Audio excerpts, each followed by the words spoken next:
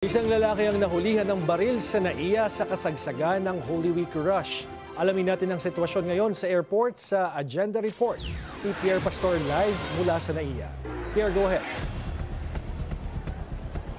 Yes, George, dumami na ang tao kumpara kaninang umaga.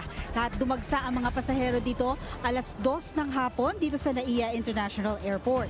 Okay, peaceful naman in general at smooth ang operations ng tatlong major airports natin. Yan ay ayon sa Aviation Security Group. Maliban na lang sa isang kaso ng isang taong nahulihan ng baril sa kanyang luggage kaninang umaga. Kasalukuyang iniimbestigahan ng pulis ang pangyayari.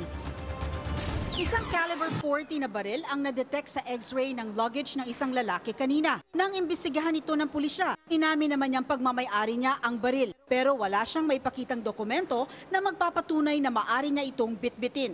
And then tinawag po yung ating mga police investigators. Pag-check po ng bag niya, nakita po na mayroon siyang caliber 40 na firearm sa kanyang hand-carry pa. And upon questioning and investigation, wala po siyang maipakitang pertinent documents na nagpe-permiso sa kanya na mag-possess ng firearm. Bibiyahe sana patungong Singapore ang lalaki pero hindi na siya pinayagang makaalis dahil kailangan niyang harapin ang ilang kasong isinampa sa kanya. Samantala, sa Singapore din ang punta ni Ryan Baron kasama ang kanyang buong pamilya. Gusto niyang subukan ang pagunita ng Holy Week sa ibang bansa. Medyo nakapag-ipon last year, so try namin mag-Singapore naman. Tsaka visiting mga friends and families. Second time na namin, so mag-ikot-ikot lang and then explore ng food.